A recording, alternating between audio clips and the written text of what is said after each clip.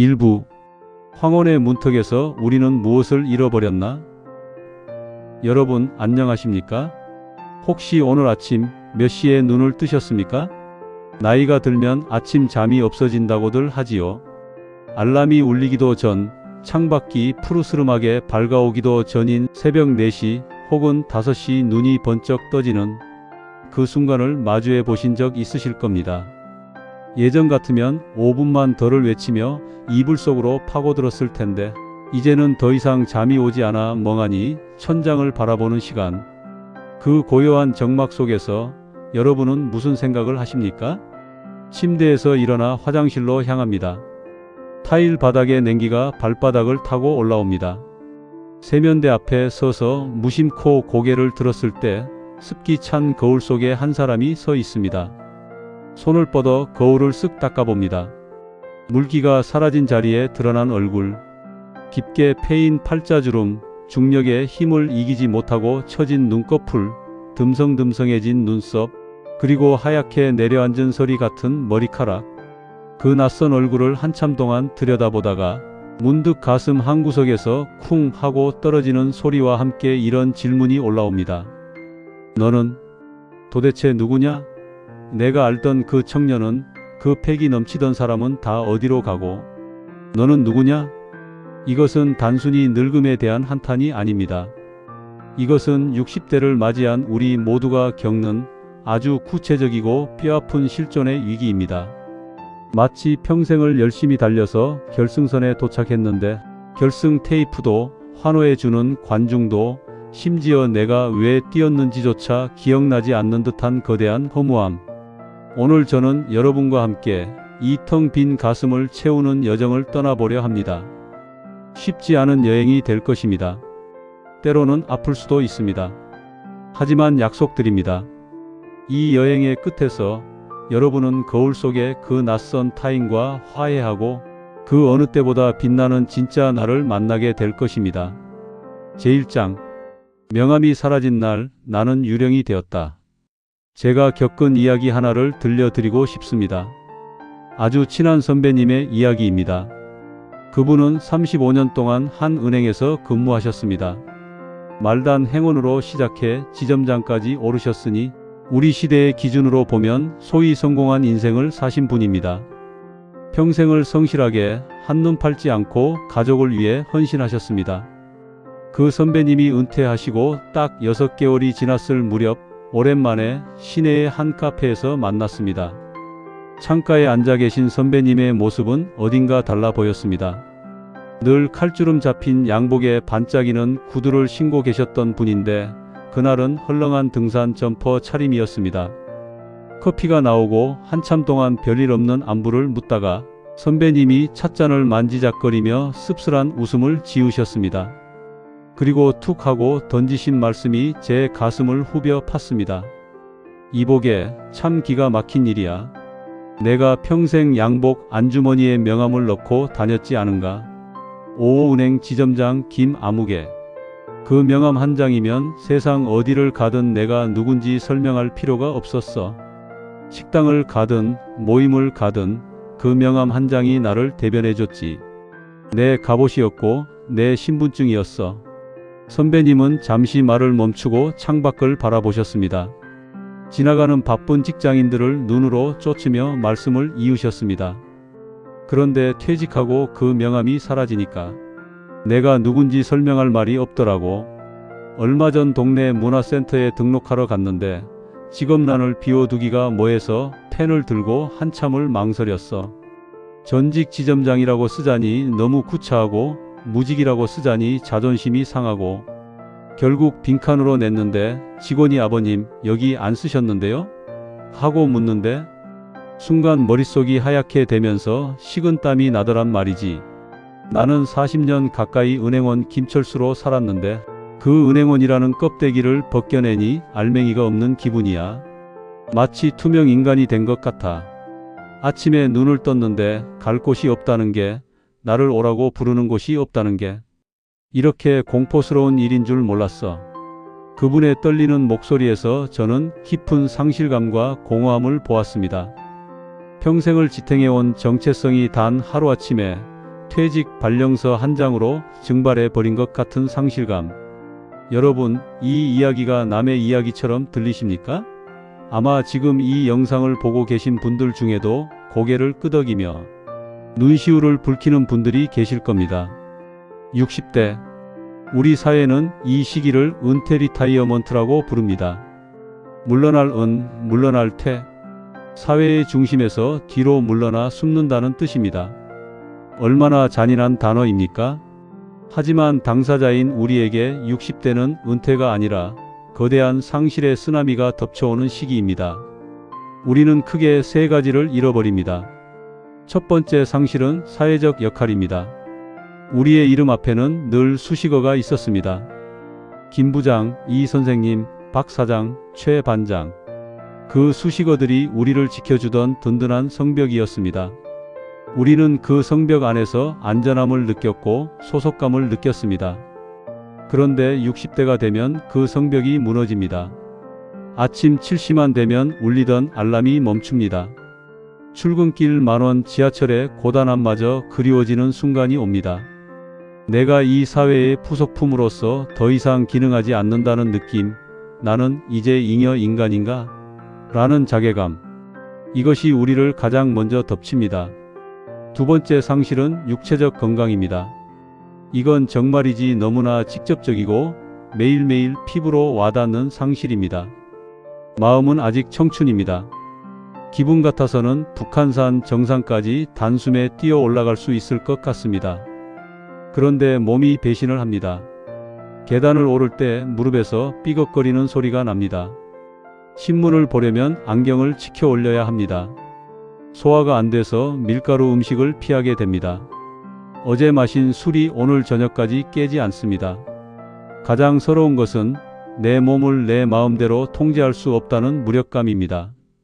평생 내 명령에 복종해왔던 팔다리가 이제는 제멋대로 굴거나 파업을 선언합니다. 아, 나도 이제 늙었구나. 이 한마디를 내뱉을 때의 그 씁쓸함은 겪어보지 않은 사람은 절대 모릅니다. 세 번째 상실은 관계입니다.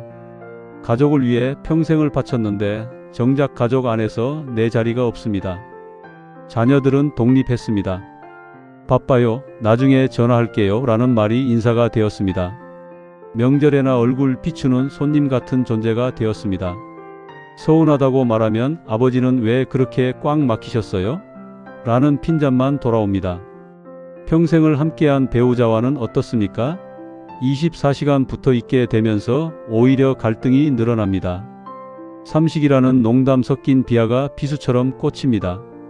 직장 동료들과의 단톡방은 점점 조용해지고 새로 올라오는 이야기들은 현직에 있는 그들만의 세상 이야기라 끼어들 틈이 없습니다. 군중 속의 고독, 내 집 안방에서의 외로움.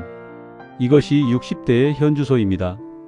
이 거대한 상실의 한가운데서 명함도 없고 건강도 예전 같지 않고 아무도 나를 찾아주지 않는 이 황무지 한가운데서 우리는 필연적으로 질문하게 됩니다.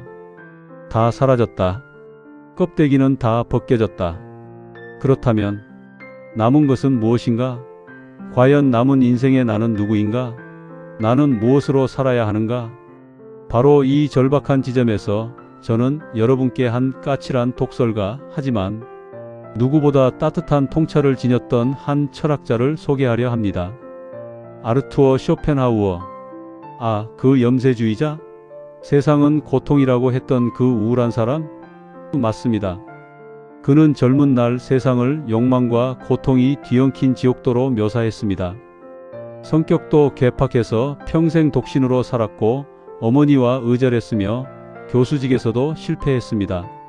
하지만 오늘 우리가 만날 쇼펜하우어는 조금 다릅니다. 인생의 산전수전을 다 겪고 머리가 하얗게 센 60대의 쇼펜하우어.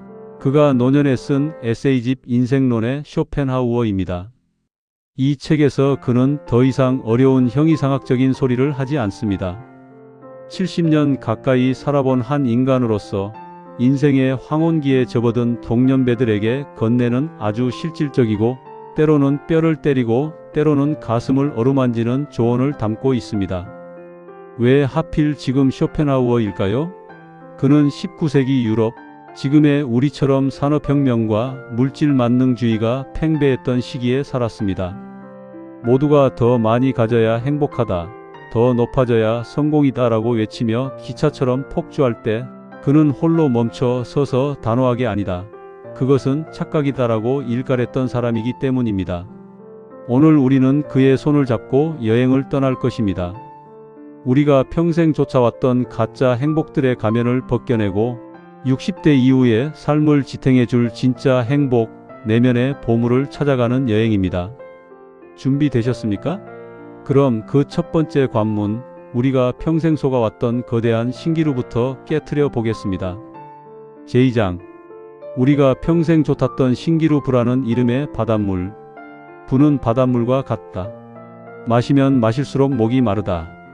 쇼펜하우어의 이 문장을 처음 접했을 때 저는 뒤통수를 한 대 세게 맞은 듯한 충격을 받았습니다.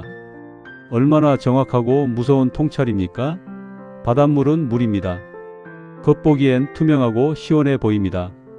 목마른 사람이 보면 생명수처럼 보입니다. 하지만 그것을 마시는 순간 갈증이 해소되기는커녕 소금기가 몸속의 수분을 더 뺏어가 버립니다. 결국 더 심한 갈증에 허덕이다가 탈수로 죽게 됩니다. 쇼펜하우어는 말합니다. 우리가 평생 목숨 걸고 모아온 돈과 물질이 바로 이 바닷물과 같다고 말입니다. 여러분, 우리 한번 솔직해져 봅시다. 가슴에 손을 얹고 지난 30년, 40년을 돌아봅시다. 우리의 20대, 30대, 40대는 무엇을 향한 질주였습니까? 새벽별을 보고 출근해서 밤늦게 파김치가 되어 퇴근하며 상사의 부당한 지시에도 고개 숙이고 주말도 반납하고 달렸던 그 이유가 무엇이었습니까? 결국은 더 큰 집, 더 좋은 차, 더 불어난 통장 잔고 아니었습니까? 우리는 믿었습니다. 아니, 그렇게 믿도록 교육받았습니다. 20평 아파트에서 30평으로 이사 가면 행복해질 거야. 소나타 타다가 벤츠로 바꾸면 내 인생이 성공한 거야. 10억만 모으면, 건물 하나만 사면 내 인생의 모든 걱정이 사라지고 영원히 행복할 거야. 그것이 우리 가족을 지키는 길이고 내 인생의 성적표라고 믿었습니다. 그래서 우리는 정말 열심히 살았습니다. 뼈가 으스러져라 일했습니다. 그리고 실제로 많은 분들이 그 꿈을 이뤘습니다. 내 집 마련의 꿈을 이뤘고 자녀들을 번듯하게 대학에 보냈고 어느 정도의 자산을 일구었습니다. 정말 고생 많으셨습니다. 박수 받아 마땅합니다. 그런데 제가 조심스럽게 여쭙겠습니다. 지금 행복하십니까? 그토록 원하던 40평 아파트에 처음 이사 가던 날을 기억하십니까? 새집 냄새, 넓은 거실, 반짝이는 대리석 바닥. 그날 밤 아마 흥분해서 잠도 잘 안 오셨을 겁니다. 아, 드디어 해냈구나. 세상을 다 가진 것 같았겠죠. 그런데 그 행복 얼마나 가던가요? 1년? 아니요, 솔직히 말하면 한 달도 채 가지 않았을 겁니다. 3개월이 지나면 그 넓은 거실은 그저 청소하기 귀찮은 공간이 됩니다. 6개월이 지나면 더 좋은 동네, 더 비싼 아파트에 사는 친구의 집이 눈에 들어오기 시작합니다. 아, 거기는 한강뷰라던데. 꿈에 그리던 새 차를 뽑았을 때도 마찬가지입니다.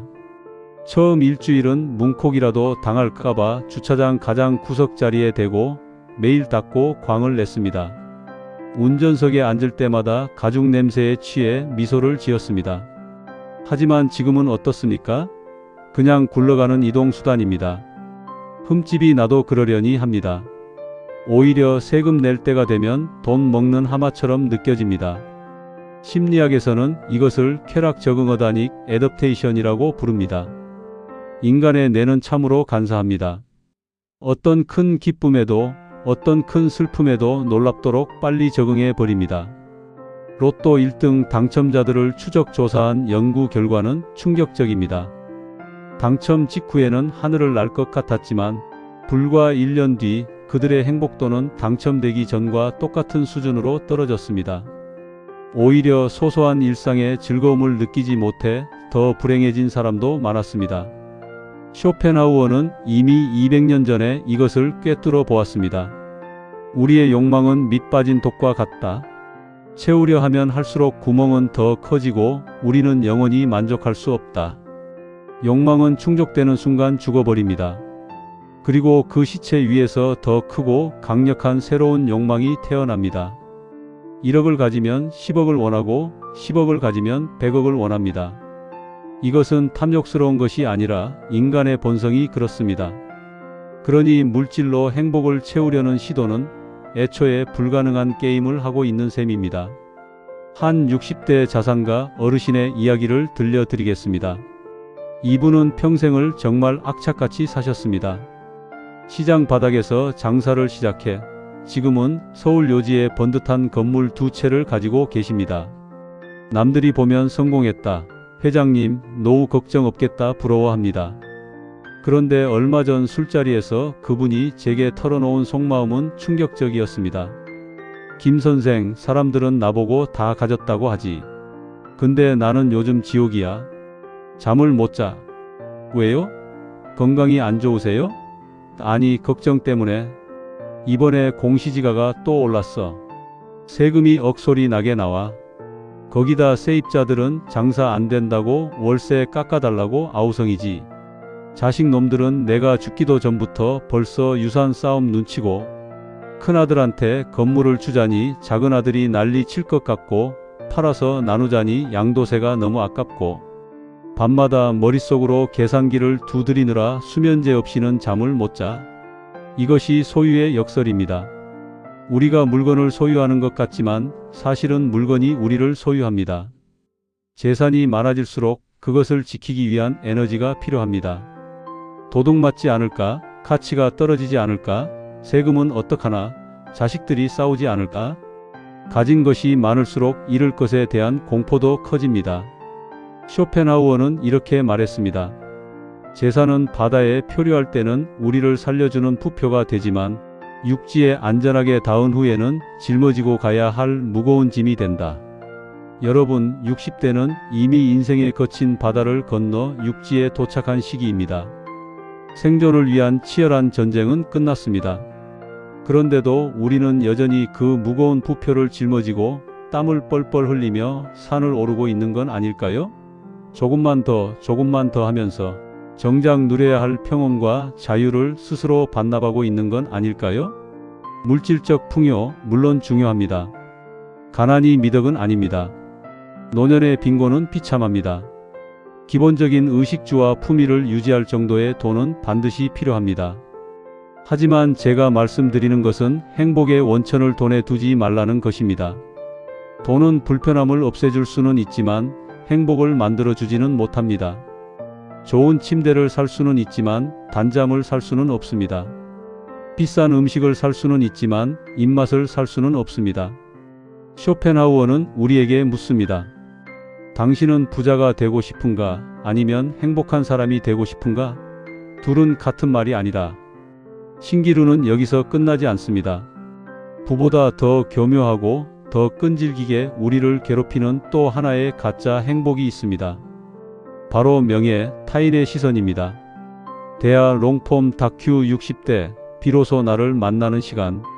제2부, 타인의 감옥에서 탈출하여 나만의 성을 짓다. 배경음악 약간의 긴장감이 감도는 현악기 연주로 시작하다가 중반부부터는 따뜻하고 희망적인 어쿠스틱 기타 선율로 전환됨. 제3장, 타인의 머릿속이라는 감옥 명예의 허상. 여러분, 쇼펜하우어는 인간을 불행하게 만드는 가장 큰 원흉 중 하나로 이것을 지목했습니다. 우리는 우리 자신의 행복을 위해 사는 것이 아니라 남들에게 행복해 보이기 위해 산다. 이 말이 어떻게 들리십니까? 에이, 내가 나이가 몇인데 남 눈치를 봐? 라고 반문하실 수도 있습니다. 하지만 정말 그럴까요? 우리의 지난 삶을 한번 복기해 봅시다.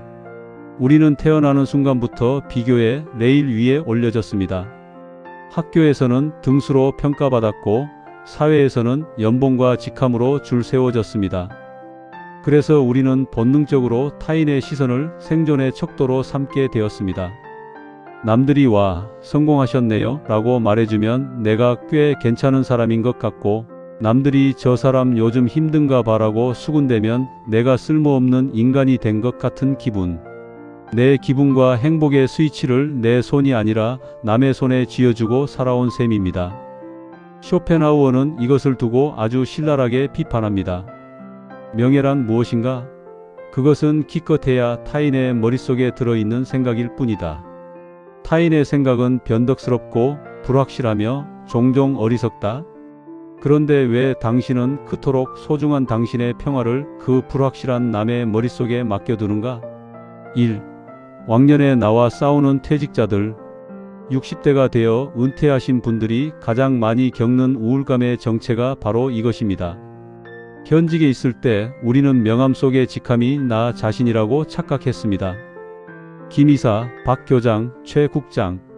사람들이 내 말에 고개를 숙이고 내 농담에 웃어주고 명절이면 선물을 보내오는 것이 내가 훌륭해서인 줄 알았습니다. 하지만 은퇴하는 순간 그 모든 대우는 연기처럼 사라집니다. 그것은 나에게 한 것이 아니라 내가 앉아있던 의자에 한 것이었기 때문입니다. 이 당연한 사실을 머리로는 알지만 가슴은 받아들이지 못합니다. 그래서 많은 분들이 퇴직 후에도 여전히 왕년의 나를 붙들고 삽니다.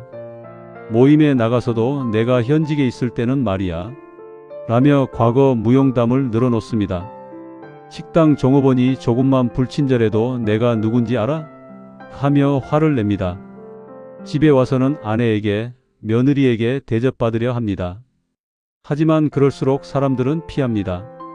꼰대라고 뒤에서 손가락질합니다. 그러면 더 외로워지고 더 화가 납니다.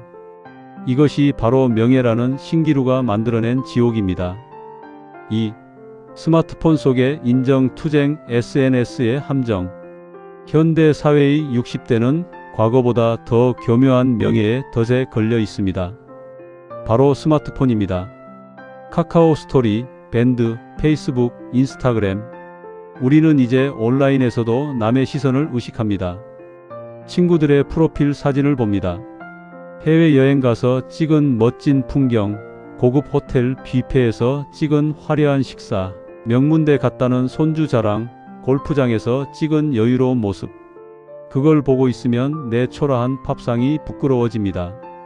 방구석에 있는 내 처지가 한심해 보입니다. 그래서 우리도 질세라 사진을 찍습니다. 여행을 가서도 풍경을 눈에 담기보다 남들에게 보여줄 인증샷을 찍느라 바쁩니다. 맛있는 음식이 나오면 젓가락보다 카메라가 먼저 나갑니다. 그리고 사진을 올린 뒤 수시로 확인합니다. 좋아요가 몇 개나 달렸지? 댓글은 누가 달았지? 쇼펜하우어가 환생해서 이 모습을 본다면 혀를 차며 이렇게 말할 겁니다.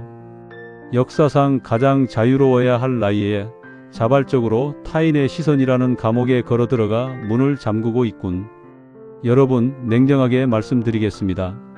남들은 우리에게 관심이 없습니다. 여러분이 올린 여행 사진에 좋아요를 누르는 친구요? 그 친구는 사진을 자세히 보지도 않습니다. 그냥 습관적으로 누르고 자기 사진에는 누가 눌렀나 확인하러 갑니다. 동창회에서 여러분이 무슨 옷을 입었는지, 차를 뭘 타고 왔는지 신경 쓰는 사람이요? 그들은 집에 돌아가는 순간 여러분을 잊습니다. 다들 자기 카드값 걱정, 자식 걱정, 건강 걱정하느라 바쁩니다. 우리가 평생 두려워했던 남들의 시선이라는 거대한 괴물은 사실 우리 자신의 불안이 만들어낸 그림자에 불과합니다. 3. 뻔뻔해질 용기, 진정한 자유선언. 이제 우리는 결단을 내려야 합니다. 60대. 인생의 3분의 1을 남의 눈치 보며 살았습니다. 남은 시간마저 그렇게 살 수는 없지 않습니까? 이제는 좀 뻔뻔해질 용기가 필요합니다. 한 70세 할아버지의 이야기를 들려드리겠습니다. 이분은 평생 공무원으로 사셨습니다. 늘 검은색, 회색 계열의 점잖은 옷만 입으셨죠. 남들이 점잖으시다라고 칭찬하는 게 좋았습니다. 그런데 은퇴 후 어느 날 백화점 쇼윈도에 걸린 빨간색 등산 조끼와 청바지가 너무 입고 싶더랍니다. 하지만 망설였습니다. 이 나이에 주책이라고 하면 어쩌지? 그러다 큰맘 먹고 사 입으셨습니다. 처음 입고 나간 날 엘리베이터 거울을 보며 몇 번이나 망설였습니다.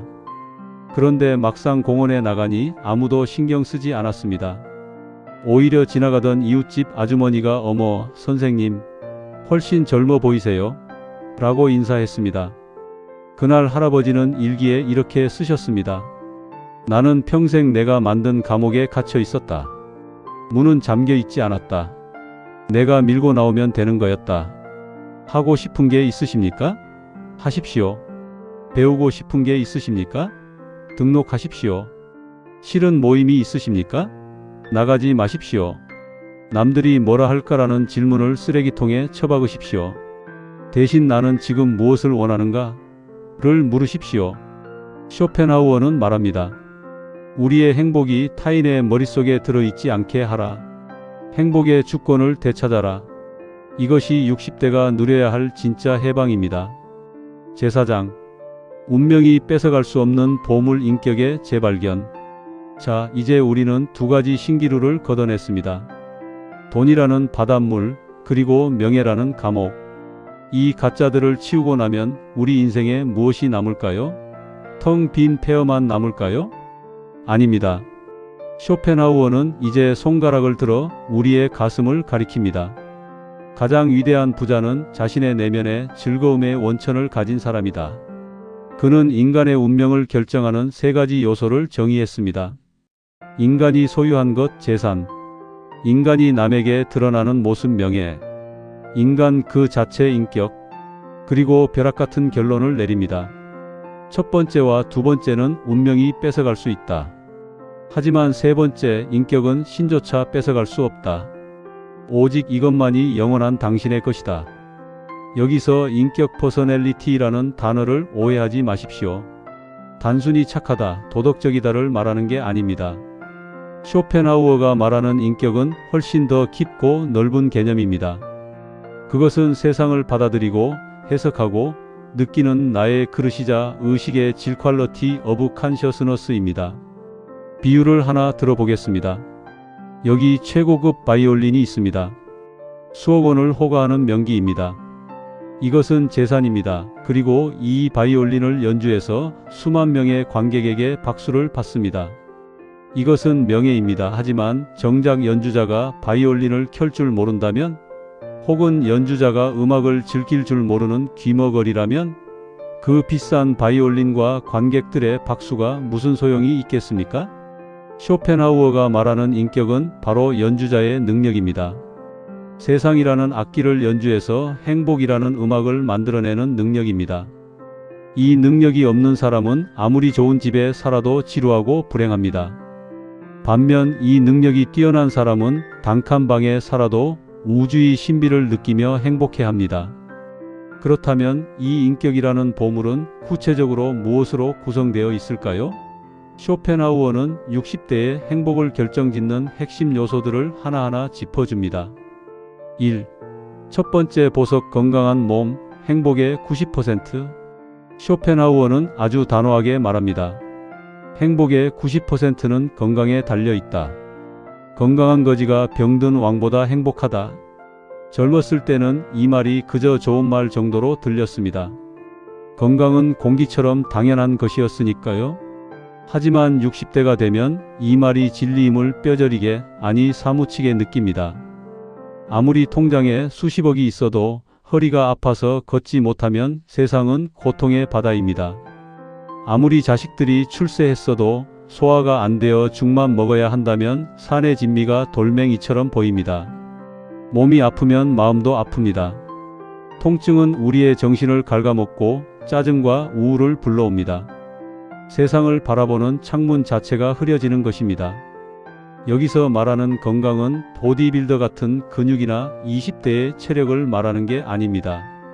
기분 좋은 신체 감각 바이텔러티입니다.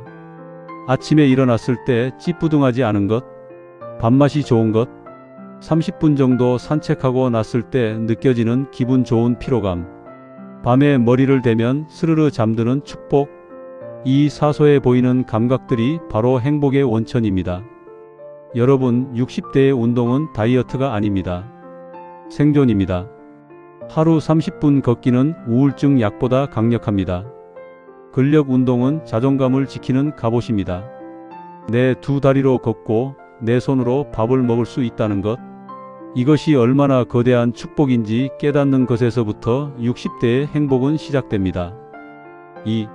두 번째 보석 명랑한 마음, 세상을 바꾸는 렌즈. 두 번째는 명랑함 치펄르너스입니다. 이것은 세상을 해석하는 태도입니다. 똑같이 등산을 갔다가 갑자기 소나기를 만났다고 칩시다. 어떤 사람은 인상을 찌푸리며 불평합니다. 아이고 재수 없어. 기상청은 뭐 하는 거야? 옷 다 버렸네. 오늘 일진 사나이네. 어떤 사람 비은 나무 밑으로 비를 피하며 웃습니다. 어허 시원하게 내리네. 덕분에 미세먼지 다 씻겨나가겠다. 빗소리 들으면서 커피나 한잔 해야지. 두 사람은 같은 시각, 같은 장소, 같은 비를 맞고 있습니다. 객관적인 상황은 100% 동일합니다. 하지만 두 사람이 느끼는 세상은 천지 차이입니다. 어는 지옥에 있고 비는 낭만 속에 있습니다. 무엇이 다릅니까? 세상을 보는 렌즈, 즉 인격이 다른 것입니다. 쇼펜하우어는 말합니다. 명랑한 사람은 불행할 틈이 없다. 명랑함은 그 자체로 즉각적인 보상이다. 돈은 나중에 쓸 수 있지만 명랑함은 지금 당장 나를 행복하게 합니다. 60대는 살아온 세월만큼 얼굴에 책임을 져야 한다고 합니다. 거울을 한번 보십시오. 여러분의 미간에는 내 천자가 새겨져 있습니까? 아니면 눈가에 웃음주름이 잡혀 있습니까? 억지로라도 웃으십시오. 감사할 거리를 억지로라도 찾으십시오. 뇌는 멍청해서 억지로 웃어도 진짜 즐거운 줄 알고 행복 호르몬을 내보냅니다. 이 명랑한 마음은 돈 한 푼 안 들지만 수십억 자산보다 더 큰 행복을 줍니다. 세 번째 보석 고독을 즐기는 힘, 내면의 풍요. 이 부분이 쇼펜하우어 철학의 정수이자 60대에게 가장 필요한 조언입니다. 인간은 오직 혼자 있을 때만 진정으로 자유롭다. 고로 고독을 사랑하지 않는 자는 자유를 사랑하지 않는 자다. 많은 분들이 은퇴 후 가장 두려워하는 것이 외로움입니다. 하루 종일 전화 한 통 안 오고 말 한마디 할 사람 없는 적막을 견디지 못합니다. 그래서 자꾸 밖으로 돕니다. 별로 친하지도 않은 친구를 불러내 술을 마시고 의미 없는 수다로 시간을 때웁니다. TV를 하루 종일 켜놓습니다. 하지만 쇼펜하우어는 냉정하게 지적합니다. 사교성은 내면의 빈곤함에서 온다. 자신의 내면이 텅 비어 있기 때문에 외부에서 자극을 구걸하는 것이다. 내면이 풍요로운 사람, 즉 인격이 완성된 사람은 혼자 있는 시간을 두려워하지 않습니다. 오히려 그 시간을 사랑합니다. 그들에게 시간은 때워야 할 지루함이 아니라 채워야 할 기쁨입니다. 읽고 싶은 책이 산더미처럼 쌓여 있고 듣고 싶은 음악이 있고 사색하고 싶은 주제가 있습니다. 베토벤과 대화하고 소크라테스와 토론합니다. 정원을 가꾸고 글을 쓰고 그림을 그립니다. 혼자 있어도 심심할 틈이 없습니다. 이런 사람은 타인에게 의존하지 않습니다. 왜 나한테 연락 안 해? 라며 서운해하지 않습니다. 스스로 행복을 생산할 수 있기 때문입니다. 역설적이게도 이렇게 혼자서도 잘 노는 사람이 남들과 있을 때도 더 매력적이고 너그럽습니다. 상대에게 바라는 게 없기 때문입니다. 60대 여러분, 이제 우리는 혼자가 되는 연습을 해야 합니다.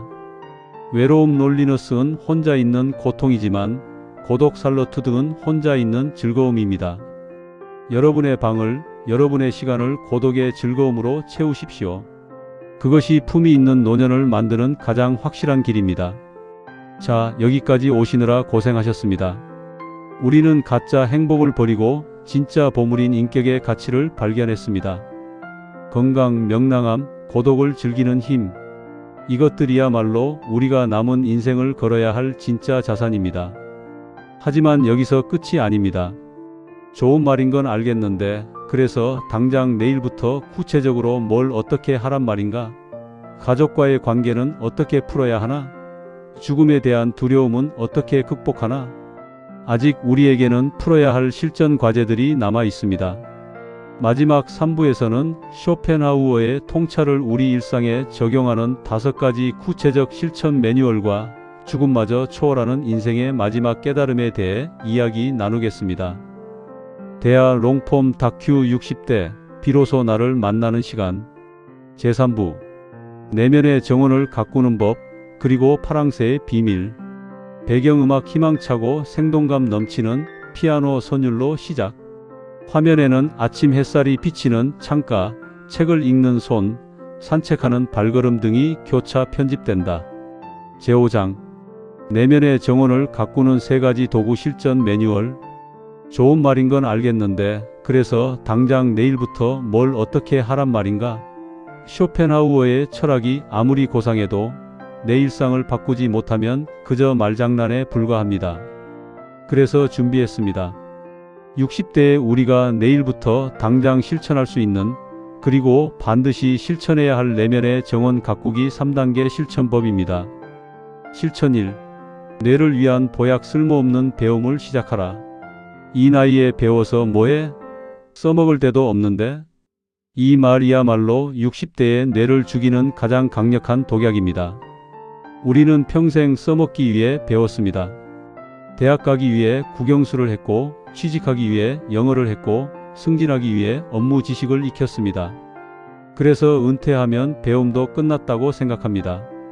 하지만 쇼펜하우어는 말합니다. 목적 없는 배움이야말로 영혼을 살찌우는 최고의 쾌락이다. 미국의 국민 화가 그랜마 모세스 그랜드마 모저스를 아십니까? 그녀는 76세에 관절염으로 자수를 놓을 수 없게 되자 처음 붓을 잡았습니다. 그리고 101세까지 1600점의 그림을 남겼습니다. 그녀는 말했습니다. 사람들은 늘 늦었다고 말해요. 하지만 무언가를 시작하기에 딱 좋은 때가 있다면 그건 바로 지금이에요. 60대의 배움은 성공을 위한 것이 아닙니다. 성장을 위한 것입니다. 외국어를 배워 보십시오. 유창하게 할 필요 없습니다. 하루에 단어 하나만 외워도 뇌세포가 춤을 춥니다. 역사를 공부해 보십시오. 악기를 배워 보십시오. 목공을 배우든 요리를 배우든 상관없습니다. 아하, 그렇구나 하고 무릎을 치는 그 순간 우리 뇌에서는 도파민이 쏟아져 나옵니다. 이것이 바로 늙지 않는 비결입니다. 돈 안 드는 최고의 안티에이징입니다. 실천 2. 관계의 가지치기 고슴도치의 지혜. 2부에서 말씀드린 고슴도치 딜레마를 기억하시죠? 너무 가까우면 찔리고 너무 멀면 춥습니다. 60대는 과감한 관계의 가지치기가 필요한 시기입니다. 젊을 때는 인맥이 재산이라 여겨 싫은 사람도 만났습니다. 하지만 이제는 시간도 에너지도 한정되어 있습니다. 나를 힘들게 하는 사람 만나면 기 빨리는 사람, 자기 자랑만 늘어놓는 사람에게 쓸 시간은 없습니다. 핸드폰 주소록을 정리하십시오. 의무감으로 나가는 모임은 끊으십시오. 욕먹으면 어떡하지? 걱정하지 마십시오. 욕 좀 먹으면 어떻습니까? 내 마음의 평화가 더 중요합니다. 대신 진짜에게 집중하십시오. 내 속마음을 털어놓을 수 있는 친구 한두 명, 그리고 가족, 특히 배우자와의 관계를 재정립하십시오. 이제 배우자는 애들 엄마 아빠가 아니라 남은 인생을 함께 걸어갈 유일한 동반자입니다. 서로에게 완벽함을 요구하지 말고 서로의 불완전함을 측은히 여기며 보듬어주는 전우애가 필요합니다. 당신도 나 만나서 고생 많았어. 이 따뜻한 말 한마디가 관계의 온도를 바꿉니다. 실천 3.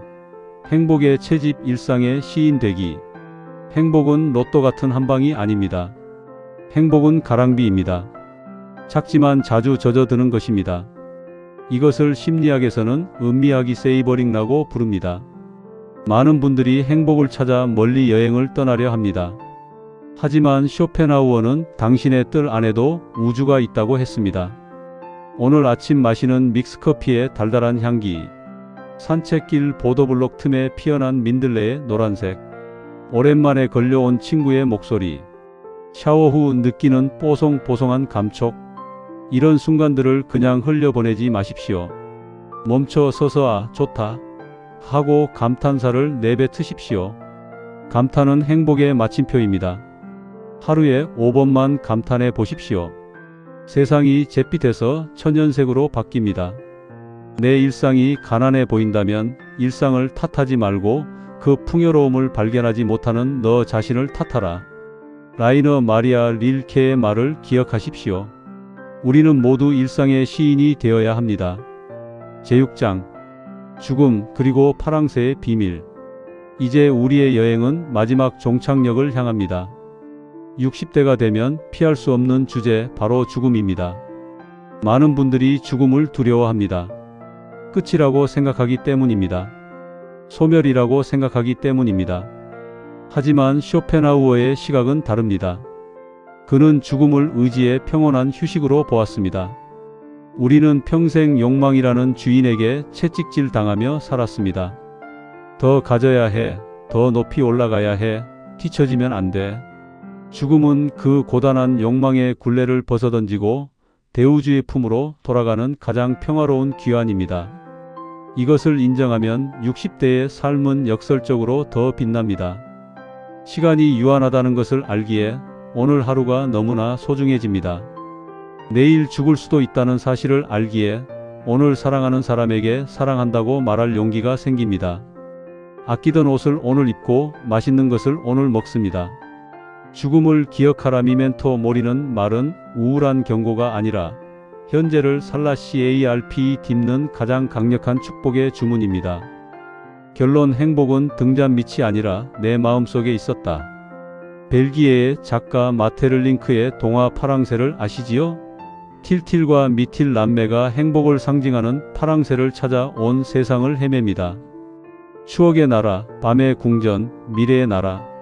갖은 고생을 다 하지만 파랑새는 잡히지 않습니다. 빈손으로 터덜터덜 집에 돌아와 보니 세상에 자기 집 세장에 있던 비둘기가 파랗게 빛나고 있었습니다. 파랑새는 집에 있었습니다. 처음부터 그 자리에 있었습니다. 단지 그들이 밖을 보느라 안을 보지 못했을 뿐입니다. 우리의 인생이 꼭 이렇지 않습니까? 행복이라는 파랑새를 잡겠다고 평생 밖으로만 돌았습니다. 돈이라는 산을 넘고 명예라는 강을 건너 헤맸습니다. 60대가 되어 지친 몸을 이끌고 제자리로 돌아와 보니 이제야 보이는 것입니다. 아, 행복은 쟁취하는 게 아니었구나. 발견하는 것이었구나. 내 마음 속에, 내 인격 속에 이미 씨앗이 있었구나. 많은 사람들이 인생을 등산에 비유하며 60대 이후를 내리막길이라고 부릅니다. 쇠퇴와 추락의 뉘앙스입니다. 하지만 등산을 해보신 분들은 아실 겁니다. 정상을 향해 올라갈 때는 땅만 보고 걷느라 숨이 턱 끝까지 차오르느라 아무것도 보지 못합니다. 하지만 내려올 때는 어떻습니까? 비로소 허리를 펴고 멀리 펼쳐진 풍경을 감상할 수 있습니다. 숲의 향기를 맡고 계곡 물소리를 듣습니다. 올라올 때 보지 못했던 세상의 아름다움이 그제야 눈에 들어옵니다. 발걸음은 가볍고 마음은 여유롭습니다. 60대는 쇠퇴의 시기가 아닙니다. 인생이라는 힘겨운 등반을 마치고 가장 아름다운 풍경을 즐기며 내려오는 향유의 시간입니다. 이것은 젊은이들은 결코 누릴 수 없는, 오직 정상을 밟아본 사람만이 누릴 수 있는 특권입니다. 연구 결과들도 이를 증명합니다. 행복지수는 유자 곡선을 그립니다. 4050대에 바닥을 치고 60대부터 다시 올라갑니다. 실제로 70대가 40대보다 더 행복하다고 느낍니다. 포기가 아니라 수용을 배웠고 욕심 대신 만족을 배웠기 때문입니다. 에필로그 당신은 이미 충분합니다. 음악이 클라이맥스로 고조되었다가 아주 잔잔하고 따뜻하게 마무리된다. 사랑하는 60대 여러분, 긴 여행을 함께해 주셔서 감사합니다. 오늘 밤 주무시기 전에 욕실 거울을 다시 한번 보십시오. 그리고 그 속에 있는 낯선 하지만 누구보다 열심히 살아온 그 사람에게 이렇게 말해 주십시오. 어이 친구, 그동안 밖에서 파랑새 찾느라 고생 많았네. 몰랐는데 자네 꽤 괜찮은 사람이야. 주름진 얼굴도 훈장처럼 멋있고 그동안 버텨온 내 삶이 참 장하다. 이제 우리 남 눈치 보지 말고 내 안에서 재미있게 살아보세. 쇼펜하우어는 그의 책 마지막에 이렇게 적었습니다. 결국 인간이 가져갈 수 있는 것은 자기 자신뿐이다. 당신은 이미 충분합니다. 더 이상 증명하려 애쓰지 마십시오. 더 많이 가지려 고생하지 마십시오. 지금 있는 그대로의 당신, 60년의 세월을 묵묵히 견뎌낸 당신, 그 자체로 위대하고 아름다운 하나의 완성된 우주입니다. 여러분의 황혼이 그 어느 때보다 찬란하게 붉게 타오르기를 진심으로 응원합니다. 당신의 인생 제2막 진짜 주인공은 바로 당신입니다. 감사합니다.